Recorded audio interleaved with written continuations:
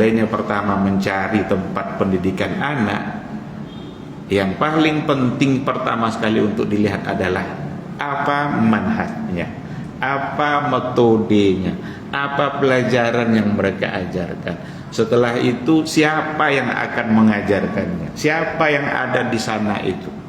Karena kadang-kadang di antara orang tua yang pertama kali yang ditanyakannya apa? Menu makanannya sehari-hari apa katanya. Kalau nanti nampak oleh dia, ini kayaknya kurang dari sisi kesehatan, nggak jadi di situ. Itu yang kadang yang lebih dikedepankan. Memang itu sangat penting juga, tak kalah penting sebenarnya kalau soal makan-makan itu. Karena tidak mungkin pula kita bisa hidup sehat kalau seandainya makanannya tidak sehat. Tetapi bukan itu yang jadi patokan, bukan itu yang jadi kata kunci.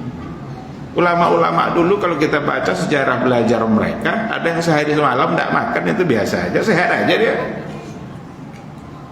Melakukan perjalanan yang begitu jauh, menemui seorang ulama besar yang bisa dia belajar, habis bekalnya, nggak ada apa-apa yang bisa dia makan.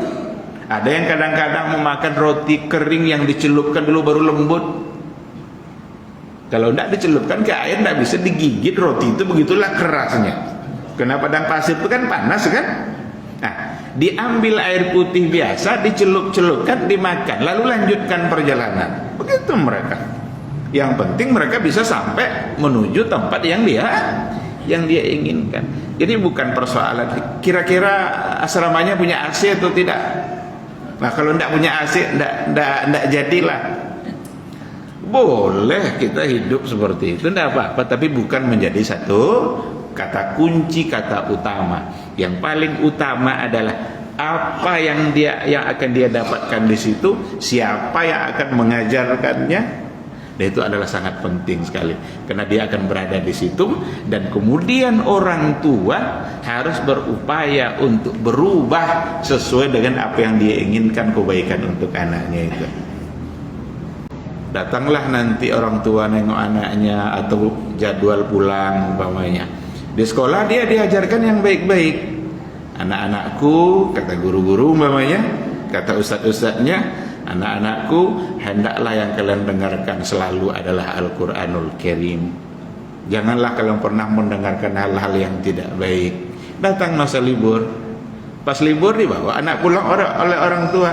Yang disetel oleh orang tua di mobilnya apa? Nyambung tidak dengan yang diajarkan di sekolah tadi? Tidak nyambung jadinya. Maka bisa-bisa sehari dua hari bersama orang tua, kalau dia tidak berubah, hilang semua yang diajarkan di sekolah.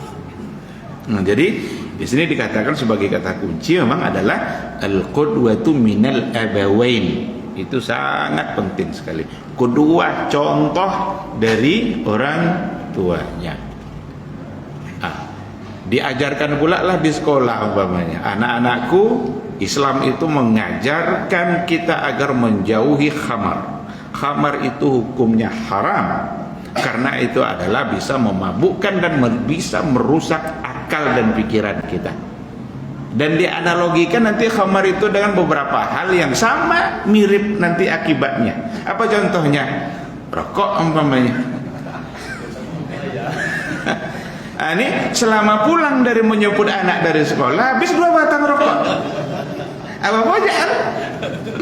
Jadi hilang semua yang diajarkan di sekolah. Tidak ada keduanya. Mana kedua? Oleh karena itu, kebaikan itu harus dimulai oleh orang tua.